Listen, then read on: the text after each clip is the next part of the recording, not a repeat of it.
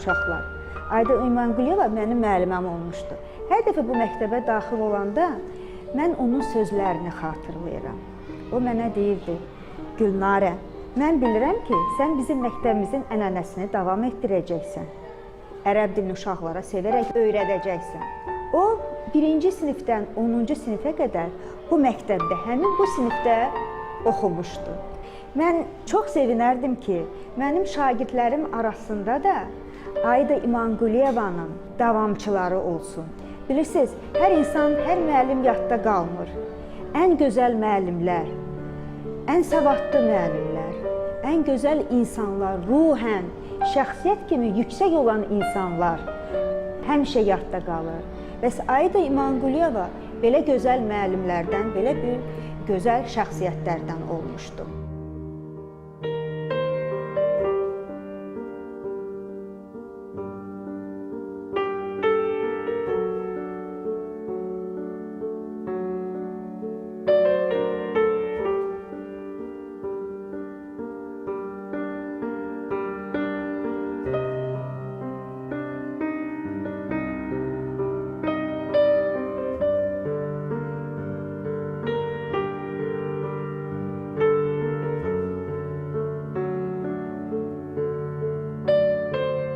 Ayda İmanquliyeva 1939-cu il oktyabrın 10-da Bakı şəhərində dünyaya göz açıb. Atası görkəmli jurnalist, pedaqoq, əməkdar elm xadimi Nəsir İmanquliyev müasir Azərbaycan mətbuatının təməlini qoyanlardan biridir. O, Bakı qəzetinin yaradıcısı və uzun müddət baş redaktoru olub. Anası Gövhər xanım İmanquliyeva Şamaxıda əsilzadələrdən olan Sultanzadələr nəslindəndir. Ayda xanımın özü də nəsilcə çox görkəmli bir nəslin nümayəndəsi olaraq, Nəsir İmanquliyevin evladı olaraq, Nəsir müəllimin həyata gətirdiyi gözəl, müsbət ideologiyanın, qardaşlıq ideologiyasının davamçısı kimi yaşadı, yaratdı. Həyat elə gətirdi ki, talih elə gətirdi ki, bizim həyat yolumuz, talih yolumuz çox yaxın oldu. Çünki həm atalarımızın bağ evləri, həm şəhər evləri bir-birinə yaxın idi. Sonra isə eyni məktəbə, məhəlləmizdə olan, yaxınlıqda olan və o zaman qızların, yalnız qızların oxuduğu 132 nömrəli məktəbə daxil oldu. Ayda xanım 1957-ci ildə Bakıdakı 132 sayılı orta məktəbi qızıl medalla bitirib. Məktəbin ən böyük dəyəri onun məzunları ilə ölçülür. Məzunlarımızın haqqında məlumat toplayanda biz nə edirik? Biz arxivlərə müraciət edirik. Biz məktəbin arxivinə müraciət elədik. Ayda xanımın oxuduğu illərin sinif jurnallarını biz ortalığa gətirdik. Çox maraqlı bir fakt gəldi ortalığa ki, Ayda xanımın oxuduğu illər ərzində bir dənə də 4-ü yox idi. Yəni, bütün oxuduğu müddətdə bu insan yalnız və yalnız əla qiymətlərlə oxuyur. Yəni, bu artıq insanı xarakterizə edən bir cəhətdir.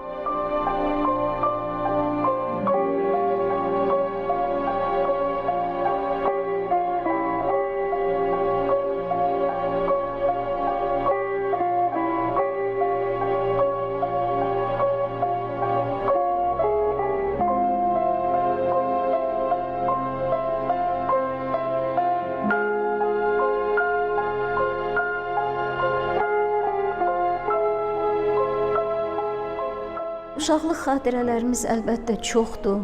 Bir-birinə çulqaşıb bu xatirələr və həm məktəb xatirələri, həm bağ xatirələri, həm qonşuluq xatirələri bir-birinə qarışıb. Və sözsüz ki, o uşaqlığını da xoşbəxt uşaqlıq keçirdi. Sonraki məktəb illəri, gənclik illəri, tələbəlik illəri də çox gözəl keçdi. Ayda özü elə bir insan idi ki, onunla başqa cür dostluq eləmək qeyri-mümkün idi. Çünki o həm dostluqda sədaqətli idi, həm səmimi idi və sözsüz ki, özünün dostları ilə və yoldaşları ilə, məktəbli dostları ilə, ondan sonra tələbə dostları ilə, bunların hamısı ilə elə münasibətləri var idi ki, onu heç vaxt yaddan çıxarmaq olmur. Ayda xanım 1957-ci ildə Azərbaycan Dövlət Universitetinə, indiki Bakı Dövlət Universitetinə daxil olub. Çox adı dolanan Ayda məktəbin digər 2 məzunu var idi. Onunla birlikdə həmin il tamamlayan biri Rəna Əhmədova və Nərmin Sultanlı. Rəna Ayda özü məktəbi qızıl medalla tamamlamışdı. Rəna gümüş medalla qurtarmışdı. Nərmin də əlaçı tələbələrdən biri idi. Onlar o zaman universitetin Şərqşünaslıq fakültəsinin ərəb şöbəsi ilk dəfə olaraq açılmışdı Bakıda və onlar həmin şöbəyə, ərəb şöbəsinə daxil oldular. Universitetin Şərqşünaslıq fakültəsinin ərəb filologiyası bölməsini fərqlənmə diplomu ilə bitirəndən sonra 1962-ci ildə həmin universitetin Yaxın Şərq xalqları və ədəbiyyatı tarixi kafedrasının aspirantı olub. Daha sonra keçmiş SSR Elmlər Akademiyası Asiya Xalqları İnstitutunun aspiranturasında təhsil alıb. Moskvada oxuyarkən də o çox gözəl bir mövzu seçdi. Elə bir mövzu seçdi Ayda ki, biz hətta ona dedik ki, Ayda, bu mövzu çox ağır mövzudur. Çünki ərəb filologiyasında bəlkə də ən çətin mürəkkəb mövzulardan biri idi.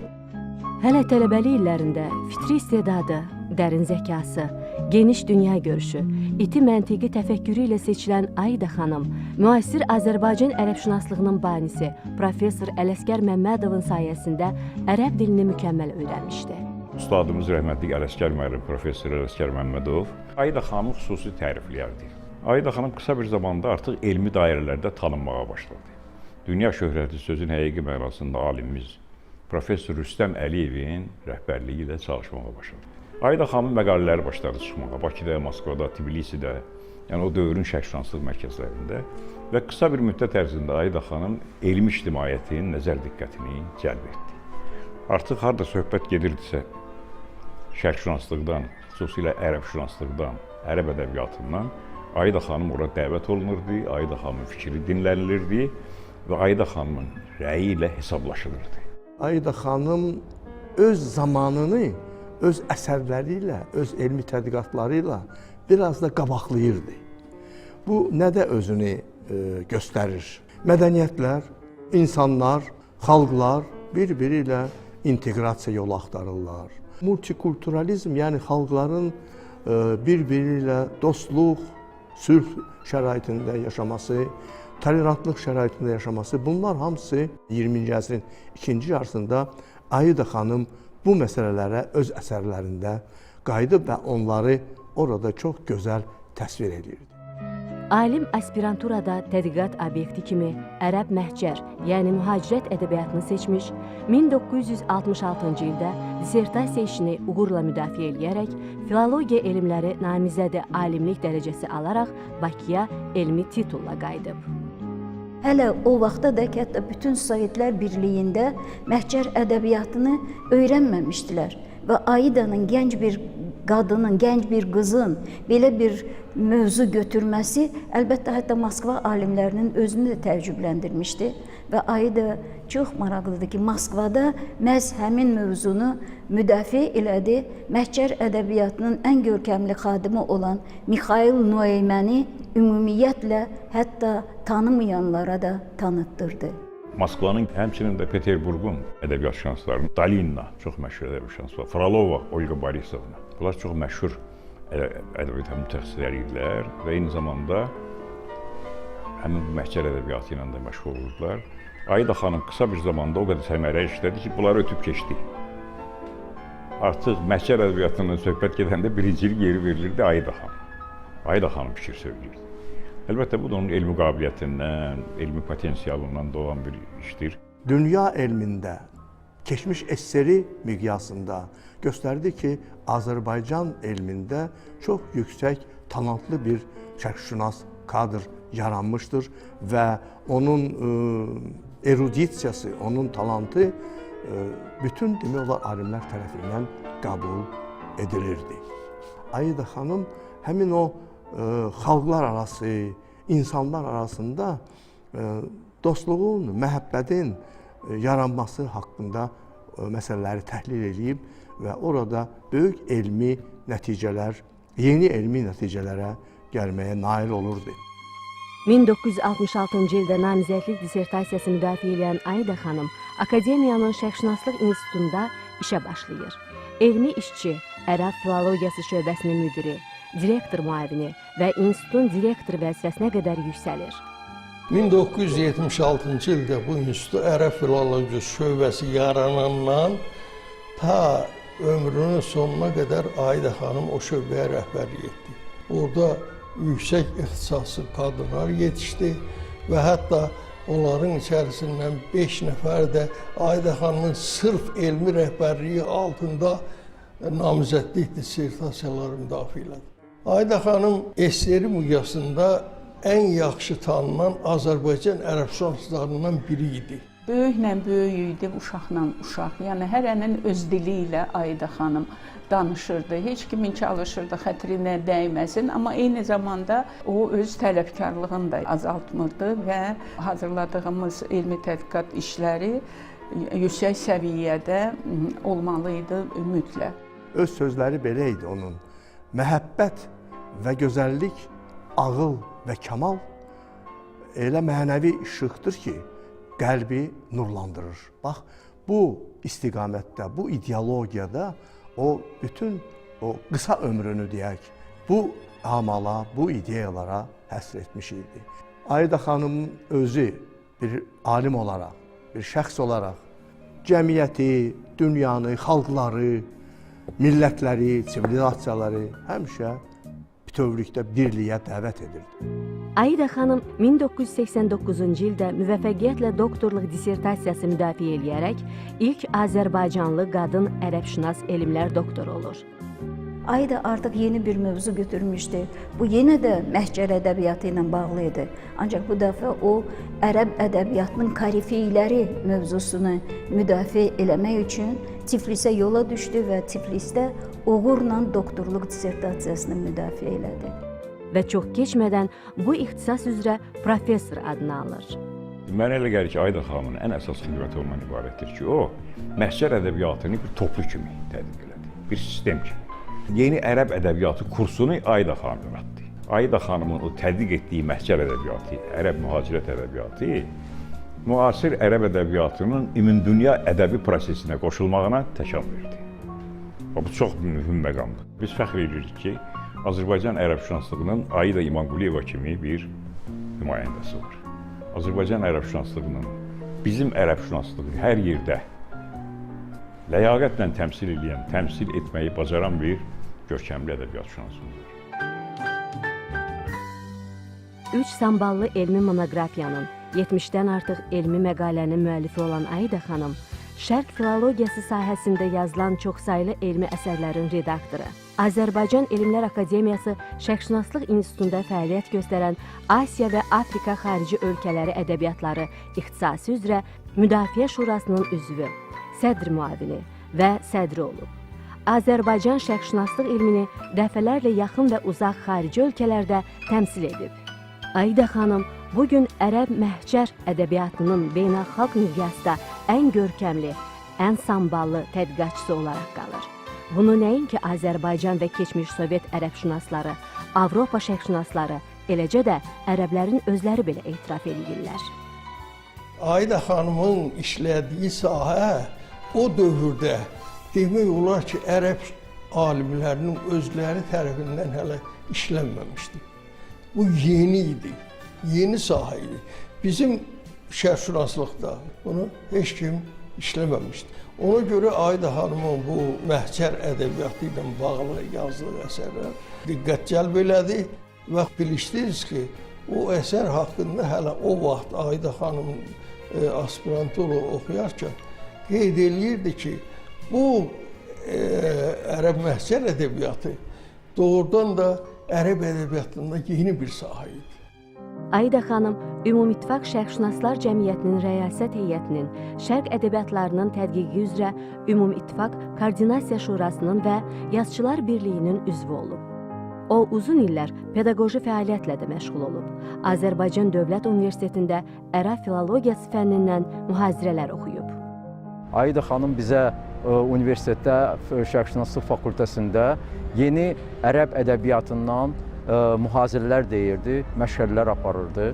Sonra Elmlər Akademiyasında bizim Elmi Tədqiqat İnstitutumuzun rəhbəri oldu. Deməli, rəhbər və tabeçiliyində olan bir işçi və bir ərəbşünas kimi, müəyyən elmi fəaliyyəti olan gənc ərəbşünas kimi, eyni zamanda təcrübəli ərəbşünasla peşəkarcasına bizim təmasımız olur. Amma mənim əlbəttə ki, istər elmi baxışlarımda, istərsə də ki, dünya görüşümə xüsusi təsir göstərən tələbə illəri oldu. Çünki bilirsiniz, tələbə illərində insan aləmi, dünyanı tanıyır və orada özünə yer axtarmaqda müəyyən qərarlar verir. Və bu qərarların verilməsində ən çox əhəmiyyəti olan əlbəttə ki, tələbə və müəllim ünsiyyəti olur. 20-ci əsrin görkəmli şərqşünası Aida İmanquliyevanın şərq-qərb elmi-mədəni əlaqələrinin öyrənilməsi üzrə tədqiqatları əslində yeni bir elmi istiqamətin əsasını təşkil edir. Bu istiqamət Azərbaycan hüdudundan, bütövlükdə şərq miqyasından kənara çıxır. Şərq-qərb münasibətlərinin xarakterini açıb göstərir. Məhz buna görə də alim Avropada və Amerikada yaşayan, lakin ruhən şərqli olan və şərqi bilən ərəb mühacirlərinin yaradıcılığını təhlil edib. İlk baxışda bu ənənəvi şərqşünaslığın bir qolu olan ərəb filologiyasını xatırladır. Əslində isə bu tədqiqat özünü dərk prosesinin öyrənilməsinə yönəlib. Nərgiz xanımın anası haqqında çox gözəl sözləri var. Mən onu xüsusi bir qeyd etmək istəyirəm. Görün nə cür deyir. Biz Aida xanımın özündə belə onun daxili aləminin və zahiri görkəminin cizgilərində şərq ilə qərbin sintezini bir insan obrazında, Azərbaycanlı qadın obrazında simvolik təcəssümünü görürük. O həm şərqin, həm də qərbin dili ilə düşünməyi, hərəkət etməyi, dərk etməyi, danışmağı bacarırdı. Onda şərqin ruhu və qərbin ağlı var idi. Bax, bu tam Aida xanımı səciyyələndirən, demək olar ki, sözlərdir. Aida xanımın nəzəri tədqiqat dairəsini ümumiləşdirən ərəb filologiyası məsələləri, şərq filologiyası məsələləri, şərqin problemləri, tarix və müasirlik, onlarca digər məqalə və elmi əsərləri onun elmi yaradıcılığının zənginliyini təsdiq edir. Onun yaratdığı elmi məktəb yaşayır, ildən ilə yeni elmi nailiyyətlər əldə olunur. O ona görədir ki, onun əsərlərinə bu günlərdə ehtiyac duyulur. Onun elmi məktəbinin əsərlərinə, tədqiqatlarına bu günləri yenə də Azərbaycanın ehtiyacı var. Aida xanım İmanquliyeva klassik Azərbaycan ədəbiyyatının öyrənilməsinin də çox böyük tərəfdarı idi. O, hələ 1983-cü ildə həmkarı Professor Malik Mahmudovun ərəbcə yazmış Azərbaycanlı şair və ədiblər adlı kitabına Ədəbiyyat qəzetində ədəbiyyatımızın qədim kökləri adlı məqalə ilə çıxış eləmişdi və orada bildirmişdi ki, Azərbaycan ədəbiyyatının qədim ənənələri öyrənilməlidir. Azərbaycan ərəb dilli klassik ədəbiyyat tədqiq olunmalıdır. Ərəb dilində Azərbaycan ədəbiyyatı ilə bağlı bütün müntəxabatlar, orta əsr əlyazmaları, saf çürük edilməlidir. Azərbaycan ədəbiyyatına, Azərbaycan ərəb dilli mədəniyyətinə aid bir fakt belə kənarda qalmamalıdır. Aida xanımın çox uzun illər ərzində söylədiyi bu tövsiyə yerinə yetirilməlidir. Bu Azərbaycan ədəbiyyatının, Azərbaycan mədəniyyətinin öyrənilməsi üçün ən böyük addımlardan, ən böyük tövsiyələrdən biridir. Və məhz bu sahədə Aida xanım özündən çox sonra çox zəngin bir irs və işıqlı yol qoyub gedib və biz gənc alimlər də bu yolda addımlayırıq. Aida xanımın gərgin zəhmət hesabına ərsəyə gətirdiyi əsərlərinə bugün də dünyanın bir çox ölkələrində, Rusiyada, Ukraynada, Almaniyada, İngiltərədə, Fransada, Özbəkistanda, Gürcüstanda, Türkiyədə, eləcə də əksər ərəb ölkələrində dönə-dönə müraciət olunur. Aida xanım bizə ədəbiyyatın o mənəvi dəyərlər sistemini ifadə eləyən o ədəbi ənənələrin nə qədər bütün dünya görüşü üçün, hər bir intellektual fəaliyyəti üçün vacib olduğunu məhz o yeni ərəb ədəbiyyatı və xüsusi olaraq Məhcər ərəb Livan ədəbiyyatı timsalında çox gözəl nümayiş etdirirdi. Bunların hamısını mən sadəcə ərəb ədəbiyyatı bilikləri kimi yox, eyni zamanda dünya görüşü, fəlsəfi baxışlar, insani dəyərləri aşılanması üçün böyük bir töhfələr kimi özümə qazanc gördüm Ayda xanımın o bizə dediyi dərslərdən. Ayda xanımın elmi, ictimai, siyasi fəaliyyətində tərcüməçilik də mühüm yer tutub. O, Mixail Nüamənin Bu Zəriyəcək, İnsan və Quş, Qoqu Saatı, Mahmud Əz-Zahirin Üsyan, Məhəmməd Dibin Hasın Dərmək, Sahib Camalın Yusif, Süheyl İdrisin Azadlıq və Qənamə Məccid Zeybin Növbəyə Dayanmaq hekayələrini kifayət qədər orijinal üslubda Azərbaycan dilinə tərcümə edərək həmin əsərlərin yüksək poetik ruhunu, dəsti xəttini, məna və məzmununu qoruyub saxlaya bilib.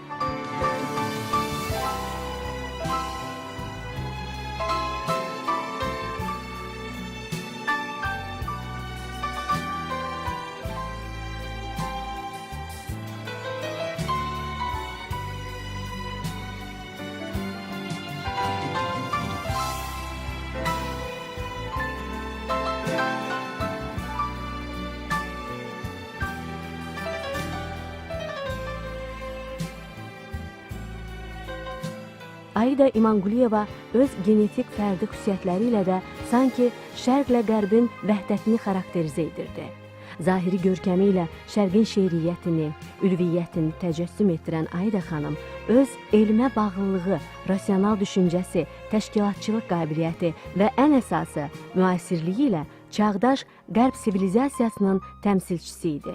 Varlığında olan şərq mahiyyəti ilə müasir qərb keyfiyyətlərinin vəhdəti ona məhz həmin vəhdətin özünü tədqiq etmək qüdrəti vermişdi. Çox müdrik insan idi Ayda xanım. Həyatı çox gözəl bilən insan idi. İnsanları başa düşürdü, duyurdu və çalışırdı mümkün köməkliyi eləsin. Onunla elə sadəcə ünsiyyət bizə bəs idi, bizə çox şey öyrədirdi. Aida İmanquliyeva həm də unudulmaz müəllim kimi yaddaşlarda əbədiləşib. Onun maraqlı mühazirələrini dinləyən tələbələri həmişə onu ehtiramla yad edirlər. Aida xanımın gəlib Şərqşünaslıq fakültəsində mühazirələr deməsi o qədər də adi bir hadisə deyildi. Nadir hallarda Elmlər Akademiyasından gəlib mühazirə deyən alimlər olurdu.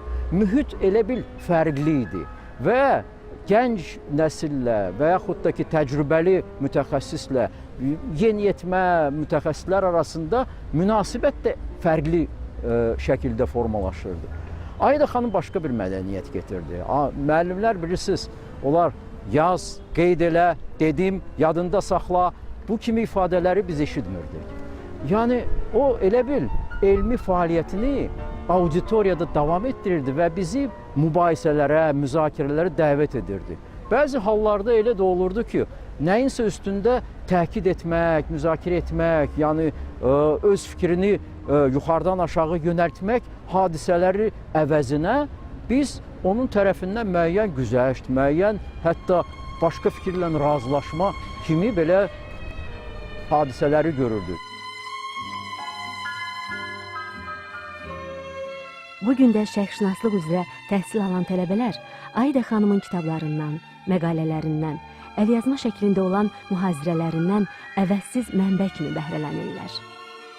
Biz Aida xanımla 132-ci məktəbdə bir yerdə oxuyurduq, 6-cı sinifdən. Sonra Şərqşünaslıq fakültəsinə gəldik. Ələsgər müəllimin birinci buraxılışı idi. 5 il orada oxuduq. Ondan sonra getdik Şərqşünaslıq İnstitutunda da işlədik bir yerdə. Ümumiyyətlə biz çox yaxın rəfiqə idik Aida xanımla. Bundan başqa Aida xanım çox gözəl bir müəllimə idi. Bir yerdə biz müəllimlik eləmişik. Bu universitetdə ərəb ədəbiyyatından, müasir ərəb ədəbiyyatından dərs deyirdi və tələbələrinin çox böyük sevgisini, hörmətini qazanmışdı. Ümumiyyətlə, onu demək istəyirəm ki, Aida xanımın vaxtsız ölümü bizim üçün çox böyük bir itki idi. Xüsusilə mənim üçün. Çünki mən 50 il bu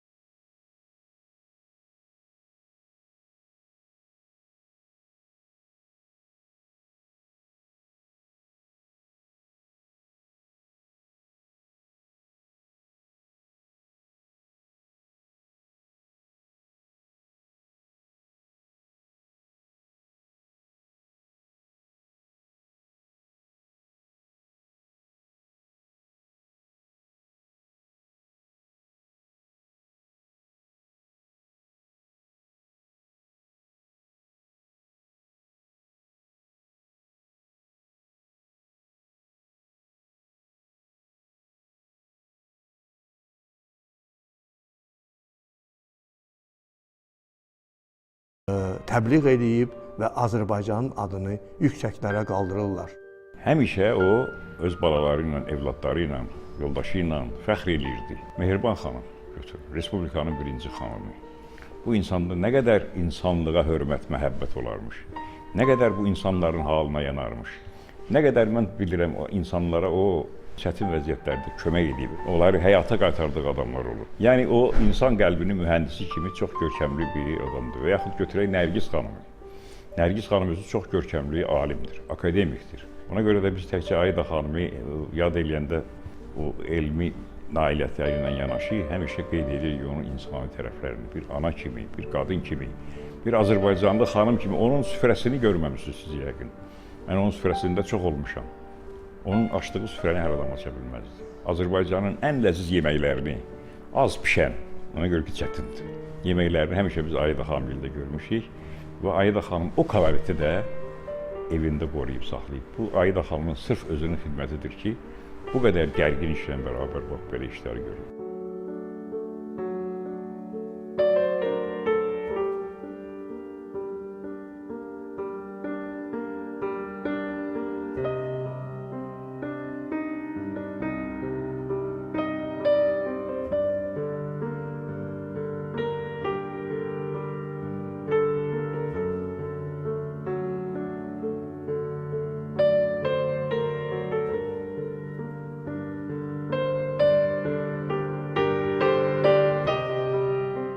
İnsan övladı bu dünyaya müvəqqəti gəlir, yaşayır və köçür.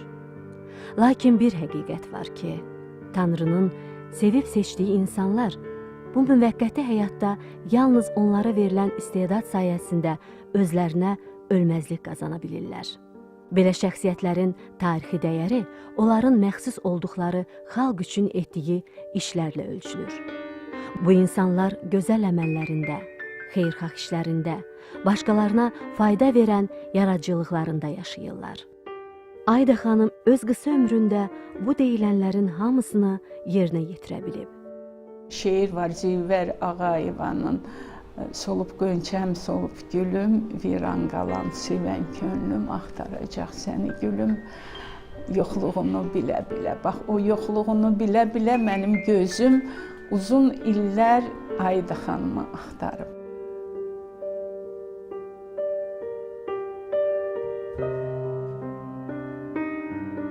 O qısa ömür ərzində, bu çox da böyük ömür deyil. O ömür ərzində onun yazdığı əsərlər, bax bu gün də o əsərlərin dünya miqyasında tanınması Aidanın işgüzarlığını, Aidanın səriştəsini, Aidanın bacarığını və elmə olan sədaqətini nümayiş etdirir. O, xalqın mənəviyyat xəzinəsindən su içən, xalqın həyatı, milli tarixi taleyi ilə bağlı xüsusi istedada malik qüdrətli alim, vətəndaş ziyalı və kübarlıq məktəbinin parlaq nümayəndəsi kimi əbədiyyətə qovuşub. Bu, mənəvi ucalığın və elmi dərinliyin parlaq simvolu olan bir əbədiyyətdir.